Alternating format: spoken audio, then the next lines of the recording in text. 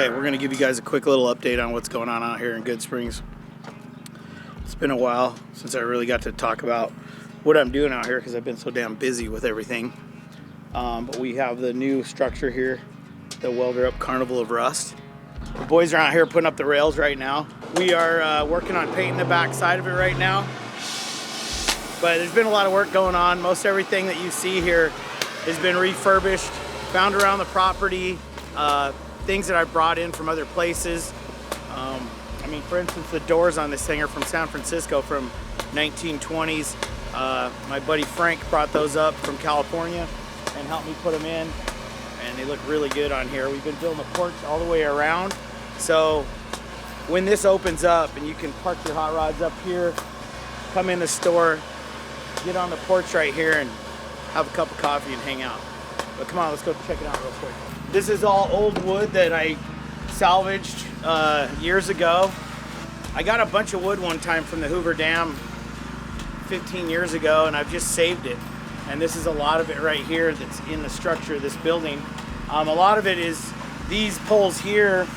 They're pretty old and pretty rough, but these are the original telegraph poles or power poles from Goodsprings from 1938, because they never got power in Goodsprings till 1938. These were the original ones installed in the 30s, and my old buddy Steve that I got the place from, he saved all these in a pile, and so I started using them in the building. So a lot of that is what that is. These are from 1938. These are some old tiles that I've kept over the years. I just made a design in here to kind of make it look cool. These are the windows right here that are from my buddy Frank. This door is from San Francisco from the late 20s, and he saved it. I mean, there's not even a broken piece of glass in it. Pretty awesome. This one didn't have any broken glass until my friend Frank that gave me these windows came and installed them with me. And then he broke them because, well, if you knew Frank, you'd know what I mean. He's the only guy that I know that can seize the engine up on a 12 valve. But anyway, let's go down here. This I haven't quite finished, but this is a ledge. This little ledge right here that I'll have will be where you can open this window, and if you're out chilling on the patio, and the girl that's in here can hand the coffee out the window right here to you. So you can just kind of sit here and, you know, check out the hot rods and just be in this moment for a minute. You know, this is definitely a place that you're going to want to come and just check out the view. I mean, of course, right now, I'm not quite done with everything that I'm doing out here. I still need to landscape a lot of stuff.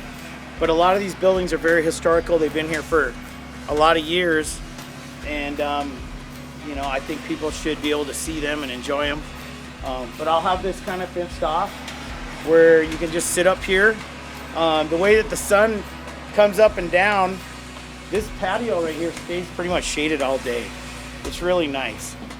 This one gets a little bit of sun first thing in the morning, but man, by 10 o'clock it's already starting to shade. So it's really, really cool the way that the old general store was set up. So this is exactly the footprint of the original general store. Was right here, 1920s. So that was kind of the plan, even up to the poles and the porch and everything. The other building was a little bit longer than this one, but this is the way this one worked out, so we're just gonna run it. But all the old tin and stuff I've saved over the years. All this old sheet metal I have just been saving for years in piles at my old house.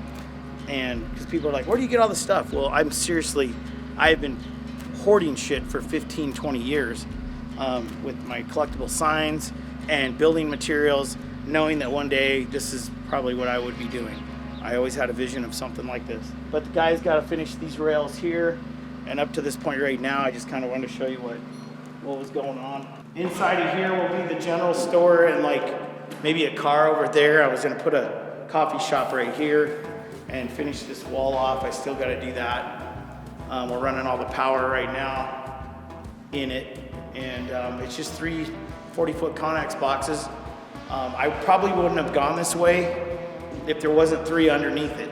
Steve that owned the property before, he had 3 40-footers that he put in the ground, And structurally, this is the only way you could really do it without a huge amount of engineering to build a building on top of it. So I just put 3 more on, cut the walls out. Well, the boys did. Chasing Dave and pretty much cut them all out. But yeah, they turned out really good. But we're gonna come in here next. I'm gonna clean the walls and start painting them and building some facades in here. I wanna have an antique store where you can come in and buy some stuff and get some coffee and hang out. That's what it's all about. Enjoy it up here in Goodsprings. Watch the windmills spin around. Live like they did in the 1930s, you know what I mean? That means you gotta wipe your butt with a rock. So these are the back patio steps right here. As you can see, all the railing that you see here is from the old mines. And this was the rail that the carts would roll on all the way down into the mine shafts. We're talking hundreds of feet.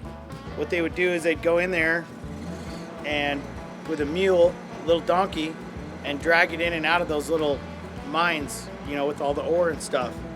It's pretty crazy how they used to do stuff.